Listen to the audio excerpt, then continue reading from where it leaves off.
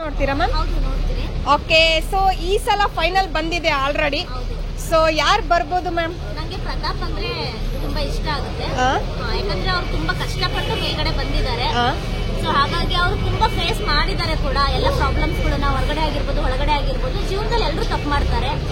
So ಅವ್ರಿಗೆ ಒಂದು chance ಕೊಡ್ಬೇಕಲ್ವಾ? ತಪ್ಪು ಮಾಡಿದವ್ರು ನೆಕ್ಸ್ಟ್ ಒಳ್ಳೇದ್ ಮಾಡಲ್ಲ ಅಂತ ಏನಿಲ್ಲ. ನಾವು ಎವ್ರಿ ಟೈಮ್ ನಾವು ಅವ್ರಿಗೆ ಹೇಳ್ತಾ ಹೋದ್ರೇನೆ ಇಲ್ಲ ನಾವು ತಪ್ಪು ಮಾಡಿದ್ದಾರೆ. ಸೊ ಅದೇ ಮೆಂಟಲಿ ಅವರು ಥಿಂಕ್ ಮಾಡ್ತಾ ಹೋದ್ರೆ ಅವ್ರು ಅದ್ರಲ್ಲೇ ಇಲ್ಲ ನಾನು ನೆಕ್ಸ್ಟ್ ಒಳ್ಳೇದ್ ಮಾಡ್ಬೇಕು ಅಂದ್ರೂ ಕೂಡ ನಂಗೆ ಒಳ್ಳೇದ್ ಮಾಡ್ಲಿಕ್ಕೆ ಅವಕಾಶ ಕೊಡ್ತಾ ಇಲ್ಲ ಅಂತೇಳಿ ಪ್ರತಿ ಸಲ ಅವ್ರಿಗೆ ಅದೇ ಮೆಂಟಲಿ ತುಂಬಾ ಡಿಪ್ರೆಷನ್ಗೆ ಹೋಗ್ಬಿಡ್ತಾರೆ. ಸೊ ನಾವೆಲ್ಲರೂ ಅವ್ರಿಗೆ ಸಪೋರ್ಟ್ ಮಾಡಬೇಕು ಕನ್ನಡದವರಾಗಿ.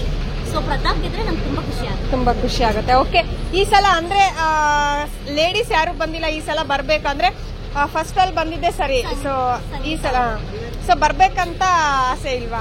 ಅಲ್ಲ, ಇದೆ. ಬಟ್ ಆಸ್ ಅ ಕಾಂಪಿಟೇಟರ್ ಸಂಗೀತ ಅವ್ರು ತುಂಬಾ ಚೆನ್ನಾಗಿ ಆಡಿದ್ದಾರೆ. ಬಟ್ ಎಲ್ಲದನ್ನು ನಾವು ಕ್ಯಾಲ್ಕುಲೇಟ್ ಮಾಡಿ ನೋಡಿದಾಗ ಐ ಹೋಪ್ ಪ್ರತಾಪ್ ಅವ್ರು ಬಂದ್ರೆ ತುಂಬಾ ಖುಷಿ ಆಗುತ್ತೆ. ಓಕೆ, ಸೊ ಕಿಚ್ಚ ಸುದೀಪ್ ಅವ್ರು ಹೆಂಗ್ ನಡೆಸ್ಕೊಡ್ತಾ ಇದ್ದಾರೆ? ತುಂಬಾ ಚೆನ್ನಾಗಿ ನಡೆಸ್ಕೊಡ್ತಿದ್ದಾರೆ. ಇದು ಸೀಸನ್ ಫಸ್ಟ್ ಅಲ್ವಲ್ಲ, ಸೀಸನ್ 10.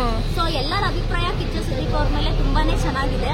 ಸೊ ತುಂಬಾ ಚೆನ್ನಾಗಿ ನಡೆಸ್ಕೊಡ್ತಿದ್ದಾರೆ. Okay ma'am, thank you. Sir, Kannada Bigg Boss ನೋಡ್ತೀರಾ ಸರ್?